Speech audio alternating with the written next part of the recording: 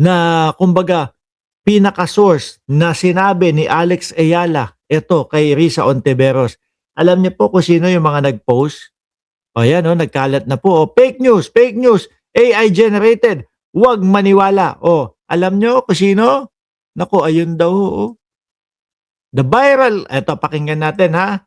Sabi ng Google, the viral quote, "I am an athlete, not a tool for your political agenda," purportedly said by Alex Ayala to Senator Risa Ontiveros, is a fabricated fake story. This fabricated statement likely circulated on social media to create political division. There is no record, sabi ng Google, no, of Ayala making this comment or statement. Ayala has been focusing on her tennis career, recently achieving high-profile win. Alam niyo po kung sino nag-post? Ang putang na ito. Si Dos Pordos, mga kababayan. Oo, mismong in-screenshot ko ho yan, Len de los Santos, no? Doon sa mismong page ni Dos Pordos. Baka po may mga nagtataka sa inyo. Sino yung Dos Pordos na sinasabi mo? Wala hong iba kundi si Jason Sa. Dos ngipin sa baba, dos ngipin sa taas. Mga bossing. Nawala na pong ibang ginawa. Puro ka-fake news na lang po ang mga pinapakalat. Ayan, siya mismo, di ba? Mismo, nasaksihan ko ito. Doon sa kanyang doon po sa kanyang Facebook page. Kaya agad-agad ang ginawa ko, in-screenshot ko po. Sabi ni Ma'am Liberty Torino, buhay pa pala yang si Jay Bantot. Buhay po. Mga ngipin lang po ang parang patay na. Diba? Eto daw. Alex stance was steady and fiercing. I am an athlete, not a tool for your political agenda. She stressed that her professional role on the court must remain a champion focus, respect the game, respect the boundary. Kaso wala naman daw pong sinasabing ganyan. Meron pa yatang isang nag-post niyan, mga kababayan. No? Asan ba yun? Ito, si Damulag. Hindi, kaboses pala. Yung kaboses pala ni Damulag. No? Ito si ang sabi nila, DDS daw ako. Hindi naman ako DDS. Siya din pala, nag-post niyan. Ano ba mga DDS? Wala na bang ibang magandang maibalita? Wala na bang makatotohanang maibalita? Kaya pati ito, mga ganito, ginagawa nyo na lang ng istorya. Alam nyo, DDS, no? Ganito ang gawin ninyo. Tingnan nyo tingnan nyo itong bata, yung may panawagan kay Pangulong Bongbong Marcos. I'm Mau. I walked out of my graduation today at Caloocan Elementary School to submit a petition at the office of Sangguniang Panlungsod versus a kagawad of our town, Barangay Caloocan. I will be praying and walking 14 kilometers with... Ano sagot ni Pangulong Bongbong Marcos? No? Ipapadala ako ng mga kapulisan, no? Para masamahan ka. Dito po sa bata na ito, mga bossing. My ate Camille. See, I am a Redeemer kid. I have 28 brothers and sisters at Redeemer Homeless Mission, a Christian non-profit dedicated to lifting homeless children and families.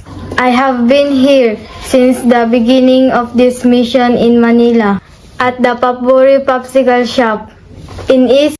Kasi yung kanila, mga bossing, paulit-ulit na lang pong mga fake news. No? Walang mga pumupuri sa kanila. Walang mga kung ano-anong mga nagsasabing magaganda yung mga ginagawa nila. Panay na lang fake news. Kaya ang ginagawa nila, mag-iimbento. Baka sakaling may maniwala sa kanila. Ganun na lang po yun, mga kababayan. Paulit-ulit na lang po na ganun. Siguro, tatagal ho yan hanggang 2028 hanggat hindi nila naiuupo ang vice-presidente para sa pagkapangulo. Di ba? Ngayon, mga boss, ano ba to? Ito. Isa pa din ito. No? Madaming mga nagsasabi, "Eh, naku si Martin Romualdez kasama diyan sa mga pagnanakaw na 'yan." Alam niyo ho mga kababayan, no, simple lang ho, eh. Labas ang ebidensya, tapos 'yan. Hmm, labas ang ebidensya, tapos 'yan. Eh, pangit naman ho kasi mga boss chipa mo sir kung yung sinasabi mo, hindi ka naniniwala doon sa 18 marites. Tapos kapagka yung ganito, eh, sasabihin mo, si Martin Romualdez kasama sa magnanakaw. Ang gulo, 'di po ba? Lalo na kung ang sinasabi, mga boss chipa mo sir, nung mga nag-iimbestiga, ICI, Senate Blue Ribbon Committee, na walang ebidensya na maipakita kay Romualdez na nagkamal ng pera o nagnakaw ng pera doon sa mga flood control. Di ba? Hanggang ngayon po, wala pa din maipakita. Hanggang ngayon po, puro sinasabi na nagdala ng maleta, etc., sumamal ng pera, pero walang maipakitang ebidensya. Paninira lang po iyon. Sa panahon ho ngayon, 2026, no? Napaka-importante nung malinaw na ebidensya. Baka po ako, pag napakitaan ninyo ng ebidensya dito kay Romualdez, baka po isa ako sa babanat dyan. Pero kung puro ngaw-ngaw lang, walang ipinapakitang malinaw na ebidensya, abay ga, guba kayo. Para magbintang. Sabi ni Shiro Kansaki, mga DDS lang naman ang nagtuturo kay Congressman Romualdez. Biruin nyo si Chis Escudero. Di ba? Sumampa yan sa podium doon sa Senate. Sinasabi niya paulit-ulit na Martin Romualdez, ganito, ganyan. Pero ni isang ebidensya, wala pong nailatag o wala pong naipakita, mga kababayan. Paano ba naman yun?